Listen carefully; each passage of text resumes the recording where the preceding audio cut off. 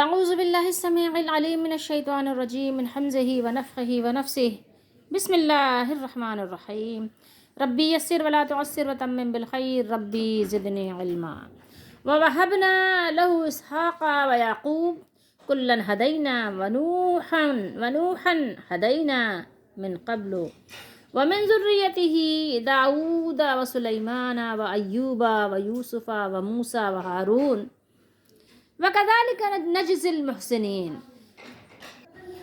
وَزَكَرِيَّا وَيَحْيَا وَعِيسَى وَإِلْيَاسَ كُلٌّ مِّنَ الصَّالِحِينَ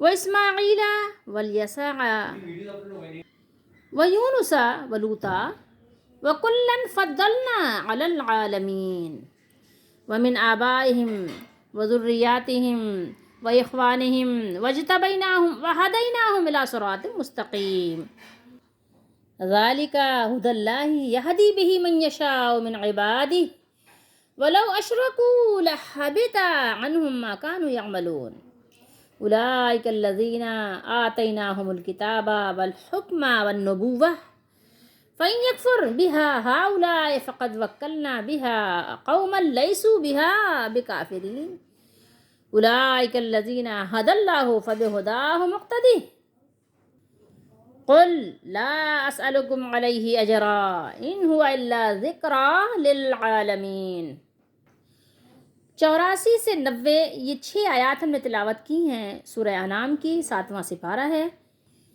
آیت نمبر 84 کا پیچھے سے ربط کس کا ہے؟ ابراہیم علیہ السلام کا ذکر مبارک، ذکر خیر ہم پڑھتے چلے آئے ہیں، تو ابراہیم علیہ السلام کے ذکر کے ساتھ ہی یہ ذکر منسلک ہے، ٹھیک ہے؟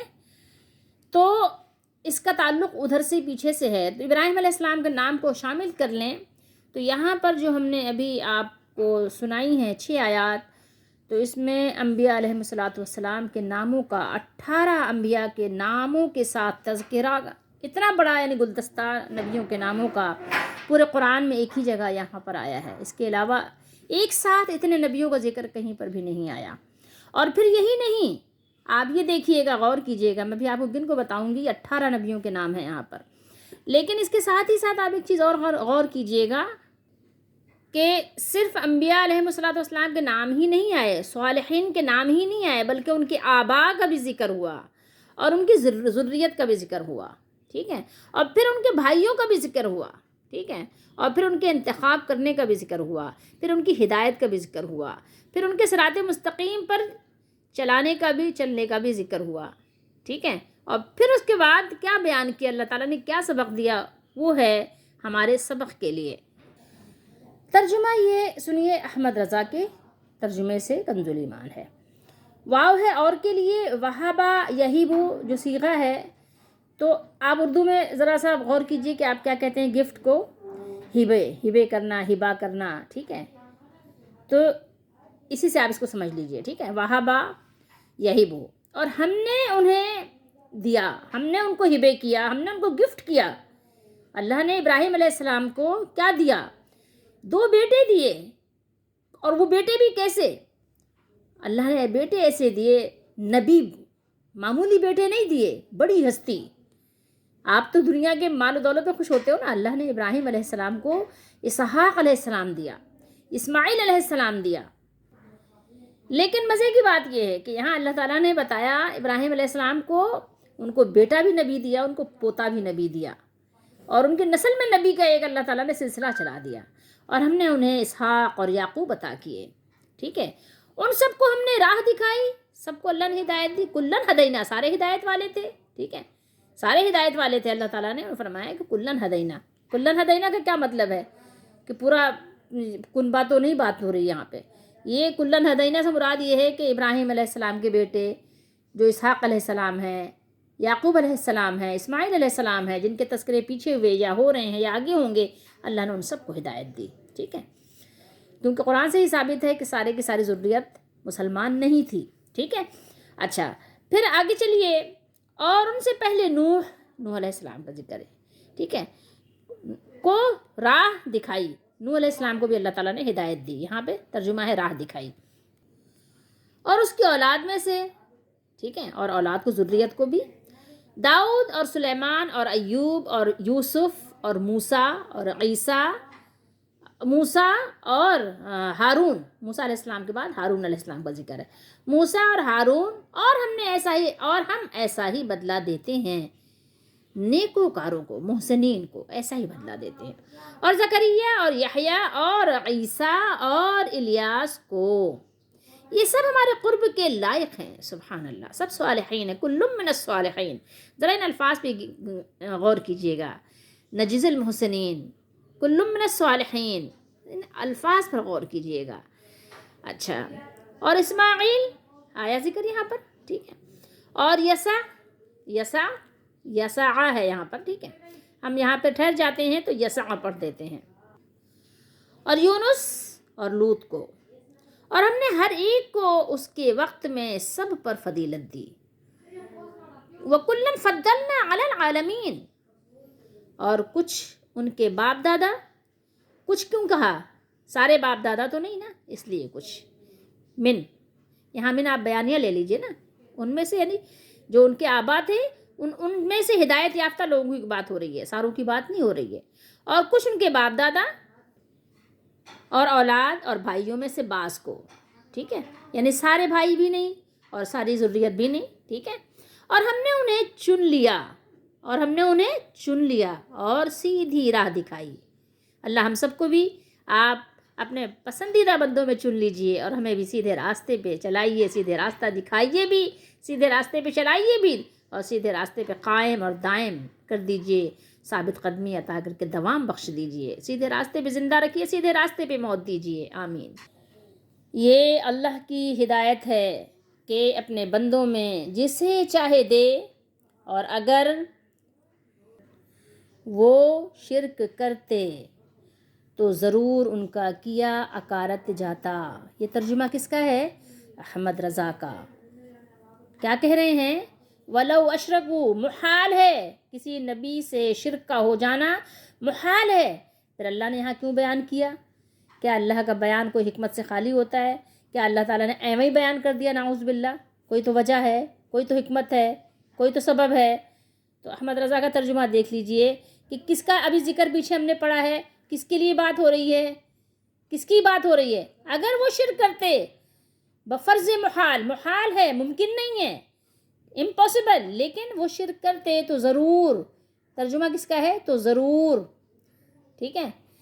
اچھا، ان کا کیا اکارت جاتا، لحبتا، حبت ہو جاتا، لام جو ہے اس کی وجہ سے ترجمہ ضرور کا ہے، تاکید ہو گئی ہے، ٹھیک ہے۔ یہ ہیں جن کو ہم نے کتاب اور حکم والحکمہ اور نبوت عطا کی، تو اگر یہ لوگ اس سے منکر ہوں، کون سے لوگ؟ جو سن رہے ہیں، مخاطب کون ہے؟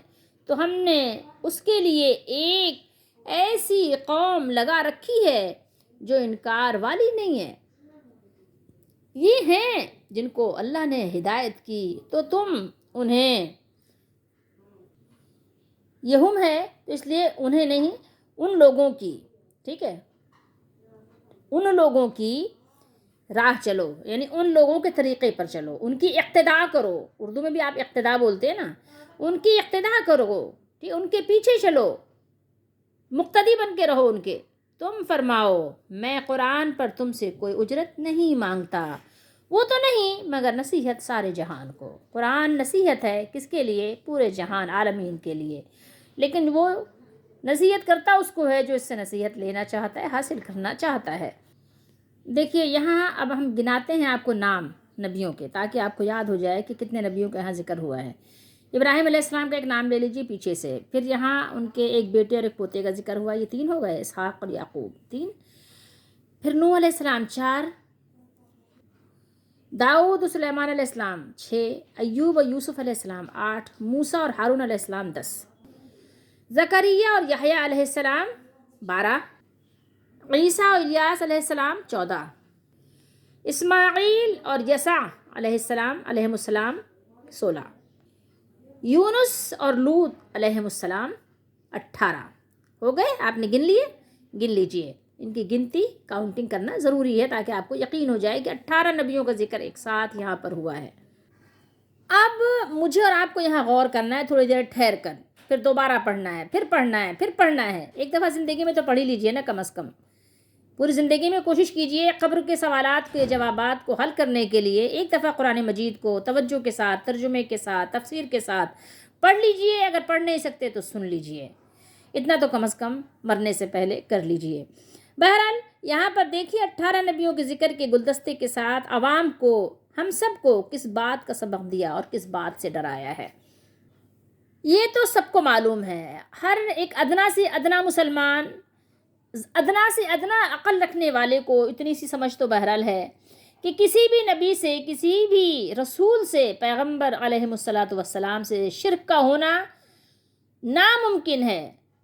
ناممکن، ناممکن، ممکن نہیں ہے. یہ سب کچھ کس کو سنایا جا رہا ہے؟ امتیوں کو سنایا جا رہا ہے. کس کو ڈرایا جا رہا ہے؟ لوگوں کو ڈرایا جا رہا ہے. جہاں بات محال کی ہے وہاں تو بات ہی ختم ہو گئی نا. جب نبیوں سے ایسے عمل ہو ہی نہیں سکتا تو پھر بتایا جا رہا ہے کہ دیکھو شرک اتنا گھناؤنا جرم ہے، اتنا قبیح گناہ ہے کہ اللہ نے 18 پیغمبروں کا نام لے کر ان کے ساتھ ان کے آبا، ان کی اولاد اور ان کے اخوان، ان کے بھائیوں کا، ان کی اولادوں کا ذکر کر کے فرمایا کہ اگر بفرض محال نبی یا اس کے قرابت دار بھی، قریبی رشتہ دار بھی شرک کر بیٹھتے تو ان کا کیا کرایا سب ضائع ہو جاتا، کیونکہ شرک کے ساتھ کوئی بڑے سے بڑا عمل قابل قبول نہیں ہے. اللہ نے سورہ زمر میں رسول اللہ صلی اللہ علیہ وآلہ وسلم کو مخاطب کر کے فرمایا، میں آپ کو دکھاتی ہوں، آیت نمبر 65 ہے، 24واں پارہ سورہ زمر ہے. وَلَقَدْ أُوحِيَ إِلَيْكَ وَإِلَى الَّذِينَ مِنْ قَبْلِكَ لَئِنْ أَشْرَكْتَ لَيَحْبَطَنَّ عَمَلُكَ وَلَا تَكُونَنَّ مِنَ الْخَاسِرِينَ. ترجمہ احمد رضا کا دیکھیے. اور بے شک وحی جانتے ہیں نا، یہ اوحیہ، وحی کی گئی تمہاری طرف اور تم سے اگلوں کی طرف کہ اے سننے والے، اگر تو نے، یہاں کس سے خطاب ہو رہا ہے؟ محمد رسول اللہ صلی اللہ علیہ وسلم مخاطب ہیں. لئن اشرکتا، یہ تازمیر کس کی طرف ہے؟ محمد صلی اللہ علیہ وسلم.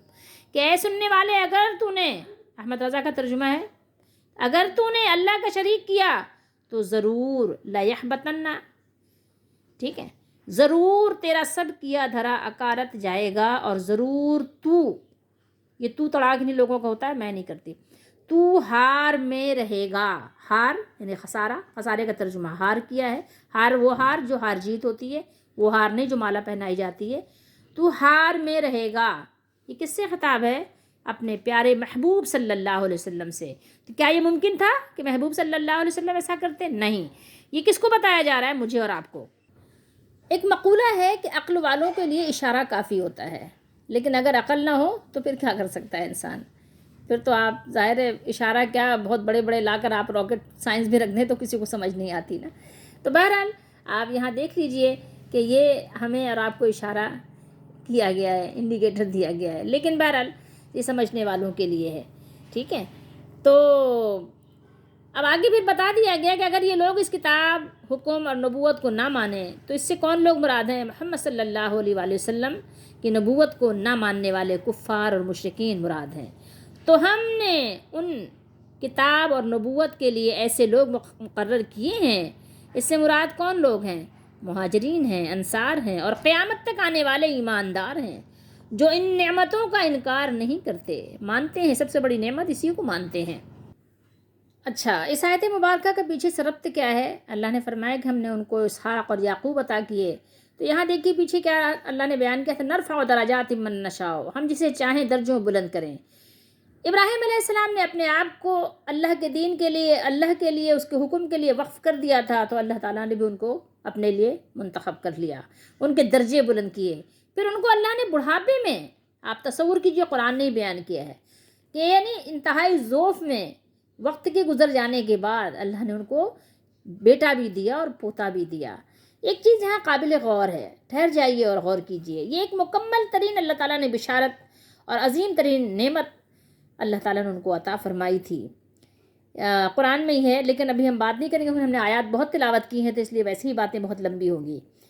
بات یہ ہے کہ ہم نے اس کو اسحاق کی اور اسحاق کے بعد یعقوب کی خوشخبری دی، تمہاری زندگی ہی میں تمہارے بیٹے اسحاق کے گھر میں بیٹا پیدا ہوگا جس سے تمہاری آنکھوں کو اسی طرح ٹھنڈک نصیب ہوگی جس طرح اپنے بیٹے کی ولادت سے ٹھنڈک نصیب ہوتی ہے نا، ہوتی ہے نا، جب خوشخبری سنائی جاتی ہے کہ آپ کے یہاں بیٹا آیا ہے، جب نرس آ کر بتاتی ہے، ڈاکٹر بتاتی ہے کہ آپ کے یہاں بیٹا ہوا ہے، کتنا آپ خوش ہوتے ہیں نا۔ اور جب کوئی آگے بتائے کہ آپ کے یہاں پوتا ہوا ہے، آپ کو اللہ اتنی زندگی دے کہ آپ اپنے پوتے کو کھلائیں، کتنی یعنی انسان کے لیے خوش نصیبی کی بات ہے۔ یہ بات نہیں کہ یہاں پوتی کی بات نہیں ہو رہی ہے، بات یہاں جس کی ہو رہی ہے اس کی ہو رہی ہے۔ تو کتنی ٹھنڈک نصیب ہوتی ہوگی یا ہوتی ہے جس کے ہاں یہ خوشخبریاں آتی ہیں۔ انسان کو اپنے پوتے کی ولادت سے بے حد خوشی ہوتی ہے، کیونکہ اس سے اس کی نسل کا سلسلہ آگے جاری ہو جاتا ہے۔ بڑھاپے میں ملنے والی اولاد کمزور ہوتی ہے، یہ کہا جاتا ہے، واللہ علم۔ تو بہرحال یہاں پر بتا دیا کہ یہ نسل یہیں ٹھہر نہیں جائے گی، آگے بھی چلے گی، ٹھیک ہے، اس کا کوئی شبہ نہ کرے کہ شاید یہ نسل آگے جاری نہ رہے، بلکہ بشارت سنا دی گئی کہ حضرت اسحاق علیہ السلام کے گھر بھی بیٹا ہوگا، اور اس کا نام بھی بتا دیا کہ اس کا نام یعقوب ہوگا۔ کبھی آپ نے نبیوں کے صدمے پہ غور کیا ہے؟ نبیوں کو کتنے کتنے صدمے اٹھانے پڑے ہیں۔ حضرت ابراہیم علیہ السلام نے بھی بہت صدمے برداشت کیے ہیں، جب اللہ کی خاطر اپنی قوم سے علیحدہ ہوئے، اپنے وطن کو چھوڑا، اپنے گھر کو چھوڑا، ہر ایک چیز سے علیحدگی اختیار کی، انہیں چھوڑ دیا، ان سے کنارہ کشی اختیار کر لی، اور ان کے علاقے کو بھی چھوڑ دیا تاکہ اللہ کی زمین میں کسی دوسری جگہ جا کر اپنے رب تعالیٰ کی عبادت کر سکیں۔ تو اللہ تعالیٰ نے آپ کو قوم اور برادری کے عوض میں نیک اولاد، نبی اولاد عطا فرما دی، جس نے آپ کے دین کو اختیار کر لیا تاکہ اس سے نیک اولاد سے آپ کی آنکھوں کو ٹھنڈک نصیب ہو۔ سورہ مریم میں اللہ تعالیٰ نے ارشاد فرمایا، تو جب ابراہیم ان لوگوں سے اور جن کی وہ اللہ کے سوا عبادت کرتے تھے الگ ہو گئے، تو ہم نے ان کو اسحاق اور اسحاق کو یعقوب عطا فرمائے اور سب کو نبی یا پیغمبر بنایا۔ کلن ہدینا، اور سب کو ہدایت بھی دی، سب کو ہدایت دی، یعقوب علیہ السلام کو بھی، اسحاق علیہ السلام کو بھی، اسماعیل علیہ السلام کو بھی، یوسف علیہ السلام کو بھی، ان کی نسلوں کو بھی، نسلوں میں بھی اللہ نے بڑے بڑے جلیل القدر عظیم المرتبت لوگوں کو اللہ تعالیٰ نے ان کو دیا، عطا کیا۔ وَنُوحًا ہدینا، اب ذرا غور کیجئے گا، ہدایت اللہ ہی کی طرف سے ہے، اللہ ہی انتخاب کرتے ہیں، اللہ ہی چنتے ہیں۔ نوح علیہ السلام اور ابراہیم علیہ السلام دونوں کو عظیم خصوصیت حاصل ہے۔ حضرت نوح علیہ السلام کو تو یہ خصوصیت حاصل ہے کہ جب اللہ تعالیٰ نے تمام اہل زمین کو غرق کر دیا، صرف ان لوگوں کو بچایا جو حضرت نوح علیہ السلام کے ساتھ ایمان لا کر ان کی کشتی میں سوار ہوئے تھے۔ یہ خصوصیت نوح علیہ السلام کو حاصل ہے، اور اللہ تعالیٰ نے آپ کی اولاد کو باقی رکھا۔ اب سب لوگ آپ ہی کی اولاد ہیں، کس کی؟ نوح علیہ السلام کی۔ اور حضرت ابراہیم علیہ السلام کو یہ خصوصیت حاصل ہے کہ آپ کے بعد تشریف لانے والے تمام انبیاء کرام آپ ہی کی نسل، آپ ہی کی اولاد میں سے ہیں۔ وَجَعَلْنَا فِي ذُرِّيَّتِهِ النُّبُوَّةَ وَالْكِتَابَ، سورہ عنکبوت میں ہے، اور ہم نے ابراہیم کی اولاد میں پیغمبری، نبوت اور کتاب مقرر کر دی۔ جب یہ آیات مبارکہ تلاوت کریں تو اپنے لیے بھی ہدایت کی دعا کریں کہ اے اللہ ہمیں بھی ہدایت عطا فرما، ہمیں بھی ہدایت والوں میں کر دے، اور اے اللہ ہماری ذریت کو بھی، ہماری اولادوں کو بھی نیک بنا دے۔ اے اللہ ان کو اپنی محبت عطا فرما، اے اللہ اپنے راستے پر ان کو چلنے کی توفیق عطا فرما، ہدایت والوں میں کر دے، ان کا بھی انتخاب کر لے مالک، ان کا بھی انتخاب کر لے۔ آپ غور کیجئے، سوچئے کہ نیک اولاد بھی اللہ تعالیٰ کی خاص انعام ہے، خاص نوازش ہے اللہ تعالیٰ کی، کہ اللہ تعالیٰ کسی کو نیک و صالح اولاد عطا فرمائے۔ ہدینا، لوگ اپنے بنائے ہوئے بزرگوں کی محبت میں اس قدر یعنی کہنا چاہیے پاگل ہو گئے ہیں نا کہ ان کو اللہ تعالیٰ کی تعریف یاد ہی نہیں ہے، اللہ کا نام محض ایک رسمی طور پر لیتے ہیں۔ ہدینا، ہم نے ہدایت کی ہے، یہ ہدایت کیا ہے؟ محض اللہ تعالیٰ کا فضل ہے، اور جس پر اس کی نگاہ لطف و کرم اللہ تعالیٰ کی پڑ جائے وہ ہدایت یافتہ ہو جاتا ہے۔ آپ بھی دعا کیجئے کہ اللہ تعالیٰ ہمیں بھی ہدایت والوں میں کر لے، ہماری نسلوں کو بھی ہدایت والوں میں کر دے، ہمیں بھی آگ سے بچا لے، ہماری اللہ تعالیٰ نسلوں کو بھی بچا لے، ہمارے اصول و فروع کو بھی اللہ تعالیٰ اپنی رحمتوں میں ڈھانپ لے۔ اصول کہتے ہیں آبا، اور فروع کہتے ہیں اولاد، اور اولاد کی اولاد، جہاں تک بھی جائے نسل۔ جس پر اللہ کی رحمت ہو، جس پر اللہ تعالیٰ کی نظر عنایت، نظر کرم ہو، تو ان بندوں کا جب ذکر ہوتا ہے تو سمندروں میں بھی رحمت الہی کے جو سمندر ہے اس میں بھی جوش آ جاتا ہے۔ ایک چیز یہاں اور غور کر لیجئے اور ایک سبق کو یاد کر لیجئے، بہت سے لوگوں کو یہ سبق یاد نہیں ہوتا۔ دیکھیے عیسیٰ علیہ السلام کے والد نہیں تھے، یہ سب مسلمانوں کا ایمان اور یقین ہے قرآن و حدیث کی روشنی میں، لیکن حضرت عیسیٰ علیہ السلام کا ذکر حضرت نوح، حضرت ابراہیم علیہ السلام کی اولاد میں اس لیے کیا گیا ہے کہ بیٹی کی اولاد بھی آدمی کی ذریت ہی میں شمار ہوتی ہے۔ سمجھ رہے ہیں آپ؟ جس طرح نبی کریم صلی اللہ علیہ وآلہ وسلم نے حضرت حسن رضی اللہ تعالی عنہ اور فرمایا تھا، آپ نے حضرت حسن رضی اللہ تعالیٰ عنہ کو گود میں اٹھا کر فرمایا تھا، بخاری شریف کی حدیث شریف میں ہے کہ یہ میرا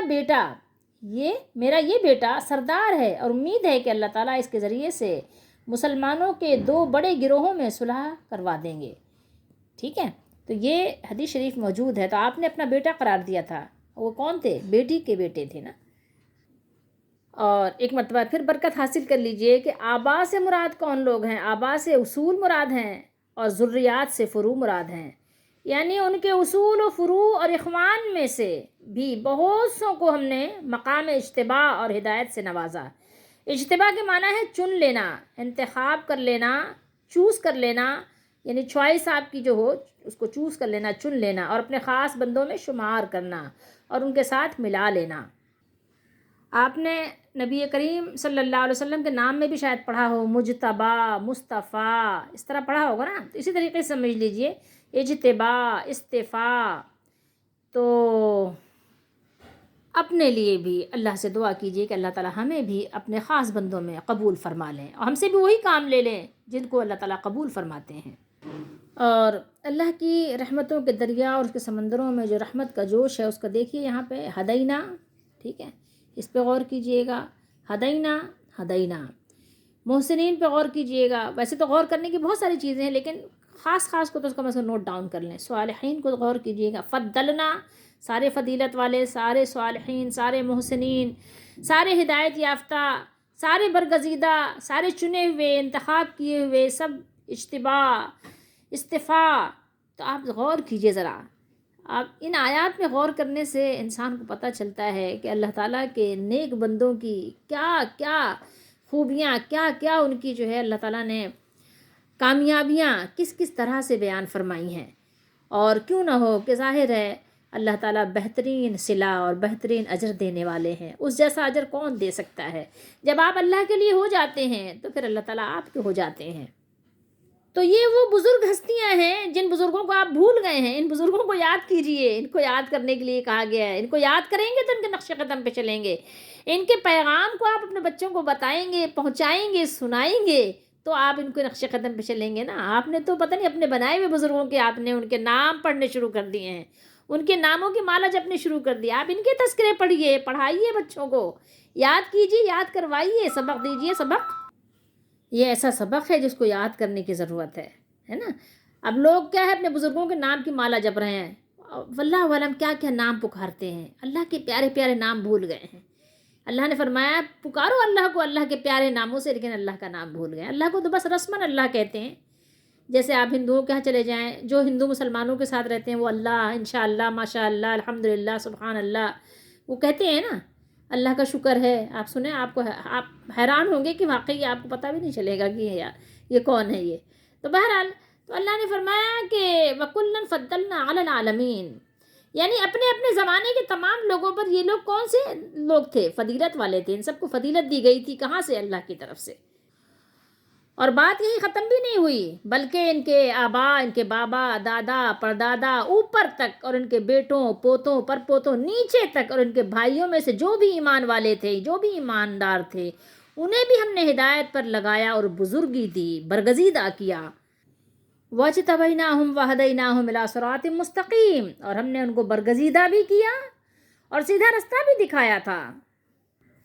ذَلِكَ هُدَى اللَّهِ يَهْدِي بِهِ مَن يَشَاءُ مِنْ عِبَادِهِ، یہ اللہ کی ہدایت ہے، اس پر اپنے بندوں میں سے جسے چاہے چلائے۔ اللہ ہمیں بھی ہدایت پہ چلائیے، اللہ ہم بھی آپ کے محتاج ہیں، ہم بھی کمزور ہیں، ہم بھی مجبور ہیں، ہم بھی اللہ ضرورت مند ہیں، ہم بھی فقیر ہیں، ہم بھی حاجت مند ہیں۔ اللہ ہمیں بھی اپنی رحمت سے اپنے نیک بندوں میں شامل کر کے ہدایت کے راستے پہ چلا دیجیے۔ ہدایت وہی ہے جو اللہ کی ہدایت ہے۔ دیکھیے ہدایت بزرگوں کی نہیں ہے، اقتداء کس کی کرنی ہے؟ قرآن و سنت کی، نبیوں کے طریقے کی اقتداء کرنی ہے۔ دیکھیے اللہ نے بیان کر دیا، سمجھ لیجئے، یعنی انہیں اللہ کی توفیق اور اس کے ہدایت عطا فرمانے ہی سے ہدایت حاصل ہوئی ہے، اور ہدایت حاصل ہوتی بھی ہے اور ہدایت حاصل ہوگی بھی۔ سمجھ لیجئے بات کو، اچھی طرح ذہن نشین کر لیجئے، اور یاد رکھیے کہ شرک کس قدر خطرناک جرم ہے، کس قدر عظیم گناہ ہے، کتنا خطرناک زہر ہے۔ اس سے مجھے اور آپ کو آگاہ کیا گیا کہ اس کی خطرناک ہلاکت خیزی سے آگاہ ہو جائیے، ڈریے اور اپنے آپ کو بچیے اور اپنے آنے والوں کو بھی بچائیے، سامنے والوں کو بھی بچائیے۔ اولئک الذین آتیناہم الکتاب والحکم والنبوہ، یہ وہ لوگ تھے جن کو ہم نے کتاب اور حکم، یعنی حکم سے مراد کیا ہے؟ شریعت، طریقہ، راستہ، اور نبوت عطا فرمائی تھی، یعنی ہم نے ان پر یہ انعامات فرمائے، اور یہ ہماری طرف سے بندوں پر رحمت اور مخلوق کے ساتھ لطف و کرم تھا۔ یہ اللہ کا لطف ہے، یہ اللہ کا کرم ہے۔ اولئک الذین ھدی اللہ فبہداہ مقتدی، غور کیجئے کیا بات ہو رہی ہے یہاں پر۔ یہ وہ لوگ ہیں، یعنی مذکورہ انبیاء کرام علیہم الصلاۃ والسلام اور ان کے وہ آباء و اجداد اور اولاد اور بھائی جن کی ان کی طرف نسبت کی گئی۔ الذین ھدی اللہ، الذین ھدی اللہ، جن کو اللہ نے ہدایت دی تھی، یعنی یہی لوگ ہیں جو اہل ہدایت ہیں، ان کے سوا اور لوگ اہل ہدایت نہیں ہیں۔ فبہداہ مقتدی، یعنی انہی کی اقتداء اور اتباع کریں۔ کس کی؟ جو گزر گئے یا جو ان کے طریق پر ہیں۔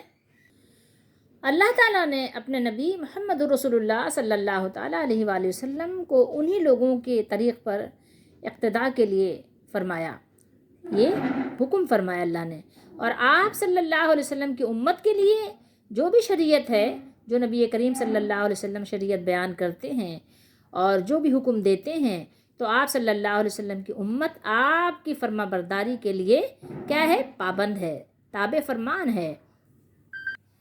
بخاری شریف کتاب التفسیر اور باب قولہ، یعنی اللہ تعالیٰ کا جو ارشاد ہے، اللہ تعالیٰ کا جو فرمان ہے، اسی آیت کی روشنی میں اولئک الذین ھدی اللہ فبہداہ مقتدی، اسی کے بیان میں حدیث دیکھیے، حدیث نمبر 4632۔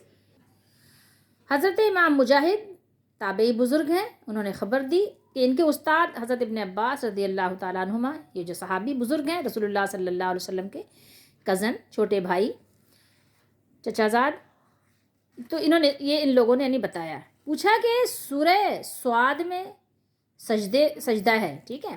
ابن عباس رضی اللہ تعالیٰ عنہما نے بتلایا ہاں۔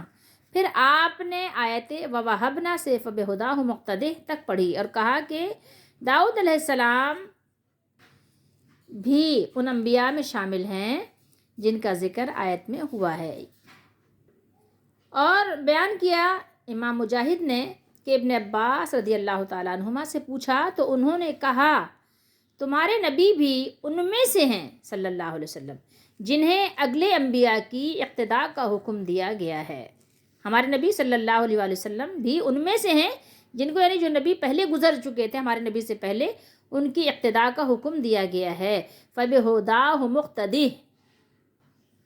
امید ہے کہ اس حدیث شریف سے آپ کے ذہن میں بات کلیئر ہو گئی ہوگی کہ ہم نے آپ کو کیا بتانا چاہا ہے، اور ہمیں پابند کیا گیا ہے کہ ہم اپنے نبی صلی اللہ تعالیٰ علیہ وآلہ وسلم کے حکم کے پابند رہیں۔ جو کچھ آپ صلی اللہ علیہ وآلہ وسلم ہمیں سکھائیں، بتائیں، سمجھائیں، جو صحابہ کرام جس طرح سمجھیں ہم نے بھی اسی طرح بالکل من ون ویسے ہی سمجھنا اور عمل کرنا ہے۔ اب یہ دیکھیے بڑی اہم بات ہے، قُلْ لَا أَسْأَلُكُمْ عَلَيْهِ أَجْرًا۔ نبی کریم صلی اللہ علیہ وآلہ وسلم سے اللہ تعالیٰ نے کیا فرمایا کہ آپ ان سے کہہ دیجئے کہ میں تم سے اس قرآن کا کوئی صلہ نہیں مانگتا، کوئی اجرت نہیں مانگتا، ریوارڈ نہیں مانگتا، یعنی تم تک قرآن پہنچانے کی میں تم سے کوئی فیس نہیں لیتا۔ کوئی فیس ہے؟ بلکہ قرآن کی تو آج بھی کوئی فیس نہیں ہے۔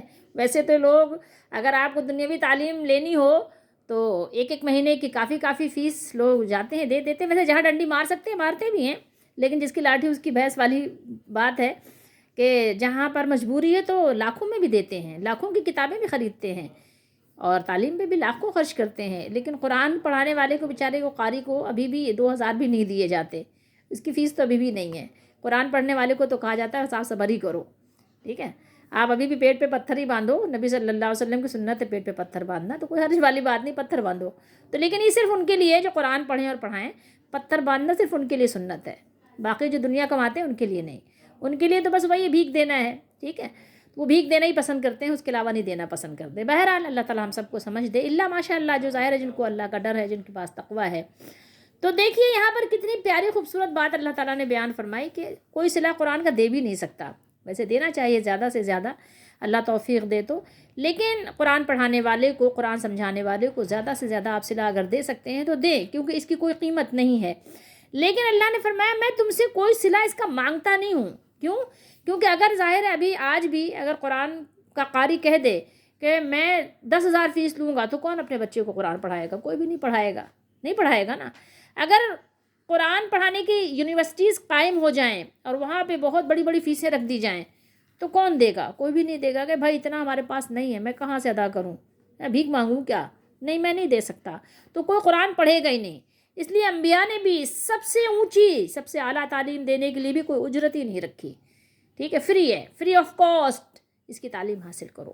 نمک ہے، نمک کے بغیر کوئی سالن اچھا نہیں ہوتا، لیکن نمک ظاہر ہے انسان کی ایسی ضرورت تھی کہ اللہ نے کہا وافر ہے، لے جاؤ جتنا لے جانا ہے لے جاؤ. بہت اس کو کیا کیا، وہ کر دیا، یعنی بے قیمت کر دیا. 10 روپے کا بہت سارا مل جاتا، مہینے بھر کھاؤ، ہے نا. حالانکہ اگر ذرا سا نمک نہ ہو تو آپ 1,000 روپے کا بھی خریدنا پڑے تو کبھی نہ کبھی خرید کے اپنے زبان کا ٹیسٹ چینج کرتے.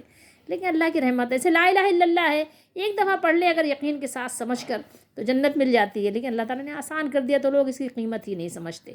بس اسی طریقے سے سمجھ لیجئے قرآن کا بھی، کہ قرآن پڑھانے والے کی نبی کریم صلی اللہ علیہ وسلم یا آپ سے پہلے بھی جو اللہ کی کتابیں پڑھانے والوں نے قیمت نہیں لی، کہ کوئی میں فیس میری ہے ہی نہیں. ٹھیک ہے، یہ میرا کسی سے کوئی بھی کسی قسم کا مطالبہ بھی نہیں ہے. ٹھیک ہے، اس کا مطالبہ ہے تو کس سے ہے؟ ان هو الا ذکر للعالمین. بس یہ ہے، صرف اتنا مطالبہ ہے کہ تم لوگ اس سے محض نصیحت حاصل کر لو، تاکہ اس نصیحت حاصل کرنے سے اندھے پن کے بجائے ہدایت، سرکشی کے بجائے رشد و بھلائی، اور کفر کے بجائے ایمان کی دولت حاصل کر لو. خوشی کی بات یہ ہوگی کہ پوری دنیا جہان کے لوگ، تمام انسانیت اس قرآن سے نصیحت حاصل کرے. اس قرآن سے کیا کریں؟ نصیحت حاصل کریں. جہان والے اس سے نصیحت حاصل کریں. یہ قرآن انہیں کفر و شرک کے اندھیروں سے نکال کر ہدایت کی روشنی عطا کرے گا، دلالت کی پگڈنڈیوں سے نکال کر اور ذلت کے اندھیریوں سے نکال کر ایمان کی صراط مستقیم پر فٹ کر دے گا، گامزن کر دے گا، بشرطے کہ کوئی اس سے نصیحت حاصل کرنا چاہے. ورنہ کیا ہے؟ ورنہ دیدہ کور کو کیا آئے، نظر کیا دیکھے. اچھا، ایک چیز ہم دوبارہ ریمائنڈ کرنا چاہیں گے، اس کو یاد کر لیجئے جو ہم نے یہ آیت پڑھی تھی، اولئک الذین ھدی اللہ فبہداہ مقتدی، آیت نمبر 90 کا جو ایک ٹکڑا ہے. تو اس کی یہاں پر ہم نے آپ کو حدیث بھی سنائی، تو یہاں پر کوئی کنفیوز نہ ہو کہ جناب وہ تو ہم یعنی نبی صلی اللہ علیہ وسلم نے پچھلے دین کو منسوخ فرما دیا، اور پھر یہ یہاں پر یہ کیا حدیث آ گئی یا کیا قرآن کی آیت کے جو ہے آپ صلی اللہ علیہ وسلم انہی کے طریق پر چلیں. تو یہاں پر ہے اصل میں بات کیا ہے وہ سمجھ لیجئے. توحید، عقائد میں ان کی راہ پر قائم رہیے. توحید اور جو عقائد تھے، ایک جو اصولی باتیں تھیں، وہ تمام نبیوں کی کیا تھیں؟ وہ یکساں تھیں. ٹھیک ہے، کیونکہ تمام انبیاء ان باتوں میں متفق ہیں. باقی جو فروعی احکام ہیں، فروعی احکام میں سے بھی جو چیزیں منسوخ ہو گئیں وہ ہو گئیں، اور جو نہیں ہوئیں تو ظاہر وہ طریق ابھی بھی جاری ہے. ٹھیک ہے، جن باتوں میں نیا حکم آ گیا تو وہ اس پہ ظاہر ہے وہ عمل ہوگا، اور جن باتوں میں پرانے حکم کو باقی رکھا گیا اس پرانے طریق کو ہی جاری رکھا جائے گا. بس یہ اس طرح سے آسان لفظوں میں سمجھ لیجئے. یہ ہم نے 6 آیات تلاوت کی ہیں، ان میں سبق تو بہت سارے ہیں، لیکن اس میں 3 سبق کو آپ ہائی لائٹ کر لیجئے. ایک سبق یاد کر لیجئے کہ شرک کسی بھی صورت میں، کسی بھی انداز میں معاف نہیں ہے، اس سے اپنے آپ کو بے انتہا بچانا ہے۔ دوسری چیز کیا ہے؟ دوسرا سبق ہمارے لیے یہ ہے کہ دل و جان سے اسلام کو قبول کر لو۔ دوسرا سبق کیا ہے؟ پہلے سبق یہ ہے کہ شرک تو بالکل اس کے قریب بھی پھٹکنا نہیں ہے، ادنا سا بھی جہاں شرک کا شبہ ہو وہاں سے دور بھاگو، ایسے بھاگو جیسے چوروں ڈاکوؤں سے بھاگتے ہو، ایسے بھاگو جیسے آگ کہیں لگی ہو بھاگتے ہو، ایسے بھاگو جہاں لٹیرے لوٹ رہے ہو بھاگتے ہو، اور بہت کچھ ہے کہ جیسے وہاں سے بھاگتے ہو نا، بھوت پریت جہاں سے چڑیلوں نے دوڑایا ہو بھاگتے ہو، جنوں سے ڈر کے بھاگتے ہو، شیطانوں سے بھاگتے ہو، یا اغوا کرنے والوں سے بھاگتے ہو، بچوں کو اپنے چھپا کے گھر میں رکھتے ہو نا، کہیں اغوا کرنے والے نہ لے جائیں، ہے نا؟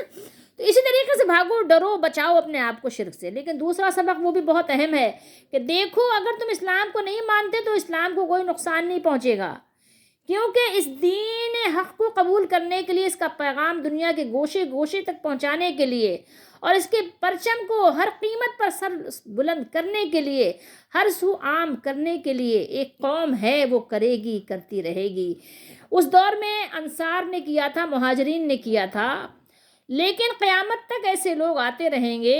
اللہ نے جن کو توفیق دی ہے، جنہیں توفیق ملی ہے، توفیق ایمان نصیب ہوا ہے، اللہ تعالیٰ نے ان کے مقدر میں یہ چیز کر دی ہے، وہ تو اس پرچم کو لہراتے رہیں گے، سر بلند کرتے رہیں گے۔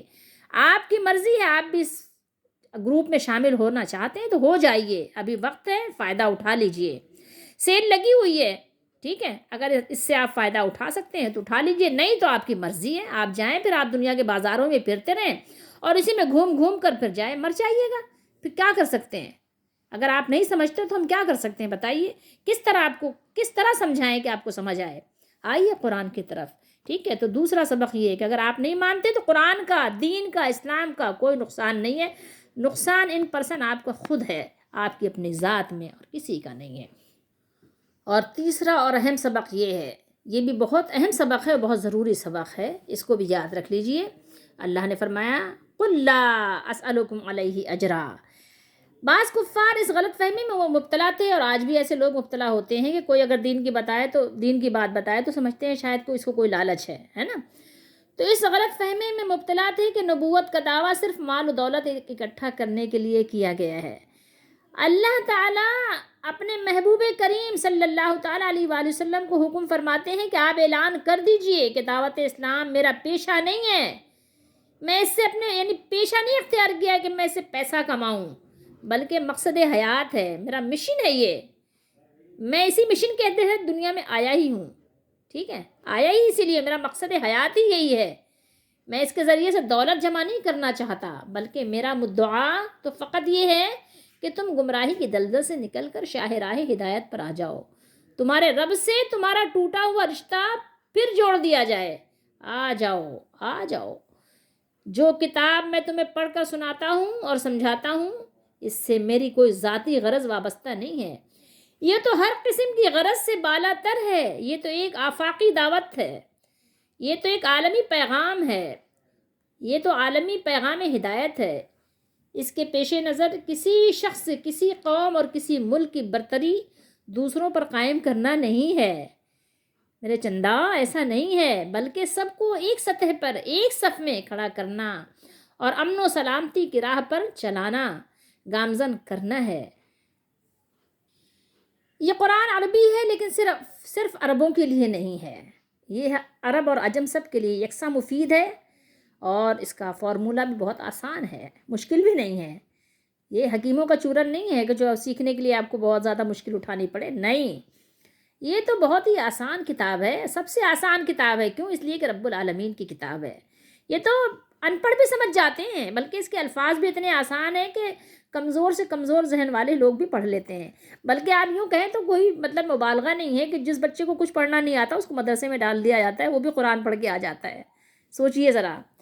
تو اس لیے قرآن جہاں کہیں بھی اس کا ذکر ہو، پڑھا جائے، قرآن کا ذکر کیا جائے، کہیں بھی اس کا ذکر ہو تو اس کو سنو، اس کو سمجھو، اس کو مانو، قرآن کو، کیونکہ اللہ کی کتاب ہے، ٹھیک ہے؟ اس لیے جہاں کہیں بھی قرآن کا ذکر کیا گیا ہے، کہیں بھی یہ نہیں کہا گیا کہ یہ عرب کے لیے ہے، بلکہ فرمایا ان ہوا الا ذکر للعالمین، سب جہانوں کے لیے ہے، وہ شرقی ہوں، غربی ہوں، رومی ہوں، شامی ہوں، حبشی ہوں، عربی ہوں، عجمی ہوں، سب کے لیے اس کا پیغام ہدایت عام ہے، یہ عوام کے لیے ہے۔ صرف خواص کے لیے نہیں ہے کہ جناب یہ خاصوں کے لیے ہے، نہیں۔ تو اے مسلمانوں، اے ایمان والو، اے قرآن والو، اے عقل والو، اے سمجھ والو، اے شعور والو، آؤ قرآن کی طرف آؤ، آؤ قرآن کی طرف، اس پر ایمان لاؤ، اس کے ذکر کو عام کرو، اس کے پیغام کو عام کرو، اس کو سمجھو، اس کو سمجھاؤ، اس کو سیکھو، اس کو سکھاؤ، اس کو پڑھو، اس کو پڑھاؤ۔ خیرکم من تعلم القرآن وعلمہ۔ تو کیا صرف یہ زبانی تو نہیں ہے نا کہ خیر والے وہی ہیں، سب سے بڑے خیر والے وہ ہیں جو قرآن پڑھتے اور پڑھاتے ہیں، تو کیا صرف دوسروں کو بتانے کے لیے؟ نہیں، عام کرو۔ دنیا کی دولت کے لیے نہیں بھاگے بھاگے پھرو، قرآن کے لیے بھاگے بھاگے پھرو۔ دنیا کی دولت کے لیے صبح اٹھ کے مت بھاگو، قرآن کے لیے بھاگو۔ دنیا حاصل کرو، دنیا تمہاری ضرورت ہے، دنیا ہماری ضرورت ہے، مال ہماری ضرورت ہے، ہم حاصل کریں گے۔ گھر ہماری ضرورت ہے، ہمیں گھر چاہیے۔ روٹی ہماری ضرورت ہے، ہم حاصل کریں گے۔ صحت ہماری ضرورت ہے، ہم ڈاکٹری پڑھیں گے، لیکن ساتھ ساتھ قرآن بھی ہو۔ جیسے دنیا کے لیے روٹی کے لیے بھاگ رہے ہیں، ایسے ہی اپنے آخرت کے لیے بھی بھاگیں، قرآن کے لیے بھاگیں۔ قرآن نہیں سیکھیں گے تو بہک جائیں گے، قرآن نہیں سیکھیں گے تو گمراہ ہو جائیں گے، قرآن نہیں سیکھیں گے تو پگڈنڈیوں پہ چلیں گے، قرآن سیکھیں گے تو سیدھی سڑک شاہراہ پہ چلیں گے، جو روشن بھی ہے، نورانی بھی ہے، چمکدار بھی ہے، سفید اور سیاہ کا فرق بھی بتاتی ہے، اندھیرے اجالے کا فرق بھی بتاتی ہے۔ سیکھیے، اس کو سمجھیے، اللہ وقت دے۔ اور یہ 6 آیات بظاہر ہم نے سوچا کہ ہم سمجھا کہ بہت کچھ بتا دیا، بہت کچھ پڑھ لیا، بہت کچھ سیکھ لیا، نہیں۔ آپ جب بھی پڑھیں گے آپ کو ایک نئی چیز، ایک نئی روشنی ملے گی۔ اب بس بشرطے کہ آپ کے پاس وہ دل ہونا چاہیے جو صاف و شفاف ہو، وہ آئینہ ہو جس کے اندر چہرے نظر آتے ہیں، صورتیں صاف نظر آتی ہیں۔ اگر آپ کا آئینہ زنگ آلود ہے تو اس میں ظاہر ہے کچھ نظر نہیں آتا۔ تو اگر آپ کا دل صاف و شفاف ہے تو قرآن سمجھ آئے گی، قرآن سمجھ آئے گا، قرآن سمجھ جائیں گے، قرآن سمجھ پائیں گے، اور اگر نہیں تو مشکل ہو جائے گی۔ اس لیے سمجھنے کی کوشش کریں، استغفار کریں، قرآن پڑھنے سے پہلے بھی توبہ کر لیا کریں، اللہ مجھے معاف کر دے، اور ایک دفعہ ہمت کریں، شیطان کی چالوں کو ناکام بنا دیں، تعوذ پڑھیں، اعوذ باللہ من الشیطان الرجیم، نعوذ باللہ، ہم سب اللہ کی پناہ مانگتے ہیں، تاکہ ایک قرآن پڑھنے کا موقع تو مل جائے، ایک دفعہ ایک بار موقع تو مل جائے قرآن پڑھنے کا، زندگی بدل دے گا قرآن آپ کی۔ اللہ تعالیٰ ہم سب کو توفیق دے، ہمارا حامی و ناصر ہو، ہماری دستگیری فرمائے، ہمارے تھوڑے کو بہت کر دے، ہمارے کھوٹ کو دور کر دے، ہمارے عمل کو خالص کر دے، اور ہماری ٹوٹی پھوٹی کوششوں کو قبول فرما لے، ہمیں ایمان والوں میں خالص بندوں میں اللہ تعالیٰ شامل فرما دے۔